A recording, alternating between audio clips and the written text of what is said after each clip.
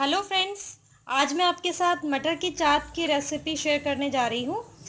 ये जो मटर है, ये सफ़ेद वाले मटर मैंने लिए हैं। इनको मैंने करीब दो घंटे भिगो करके और रख दिया था। उसके बाद मैंने इनको गर्म पानी में उबाल लिया है।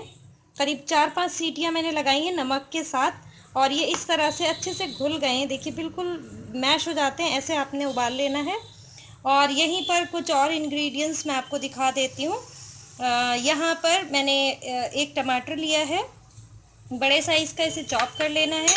हरा धनिया मैं एक कटोरी बहुत ज़्यादा सा ले रही हूँ, बहुत अच्छा लगता है इसमें। यहीं पर हरी मिर्च ली है करीब 3, और एक नींबू का रस हम इस्तेमाल करेंगे। एक बड़ा प्याज छोटे छोटे टुकड़ों में काट लेना है, थोड़ा मोटे ही टुकड़े मैंने काटे हैं। और ये भुना कुटा हुआ ज़ीरा, यानी कि रोस्टेड क्यूमिन सीड्स और कोरिएंडर सीड्स हैं, जिनको मैंने पाउडर फॉर्म में कर दिया है। रेड चिली पाउडर यानी कि लाल मिर्चों का पाउडर 1 टीस्पून, यहीं पर 1 टीस्पून चाट मसाला पाउडर, और यही चीज़ें हमने इस्तेमाल करनी है।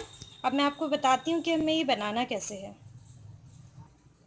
सबसे पहले एक बड़े बर्तन में मैं सारे मटर जो उबले हुए हैं ये डाल दूँगी। उसके बाद हमने 1 बाय 1 सारे ड्राई स्पाइसेस डाल लेने हैं। Chaat masala, red chilli powder, और यहीं पर मैंने डाला है roasted cumin seeds and coriander seeds powder. यहीं पर मैंने चॉप्ड अनियन डाल देने हैं, यानी कि प्याज, चॉप्ड ग्रीन चिलीज यानी कि हरी मिर्च, चॉप्ड टमाटोज यानी कि टमाटर, चॉप्ड कोरिएंडर, और इसको हमने अच्छे से मिक्स कर देना है। ये मिक्स कर देते हैं, और इसी में हमने मिला लेना है नींबू का रस। नींबू का रस डाल देती हूँ, फिर हम अच्छे से इसे मिक्स कर देंगे। नींबू इसमें थोड़ा ज़्यादा ही जाएगा, मैं 1 नींबू का रस डाल रही हूँ। रसीले नींबू होने चाहिए।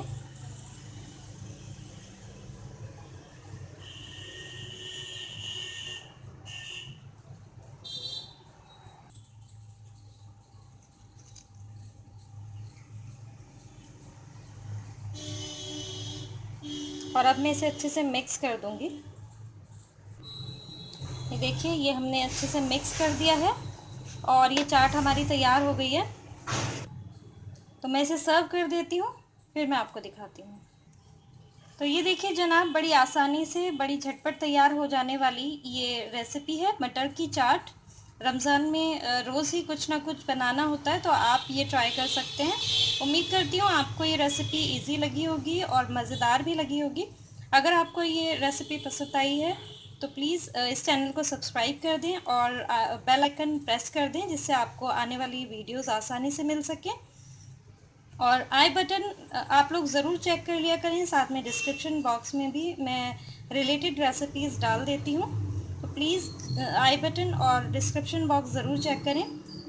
अगर आपको ये रेसिपी पसंद आती है तो आप अपनी फैमिली और फ्रेंड्स के साथ ज़रूर शेयर करिए, और मुझे भी बताइए आपकी रेसिपीज़ कैसे तैयार हुई हैं।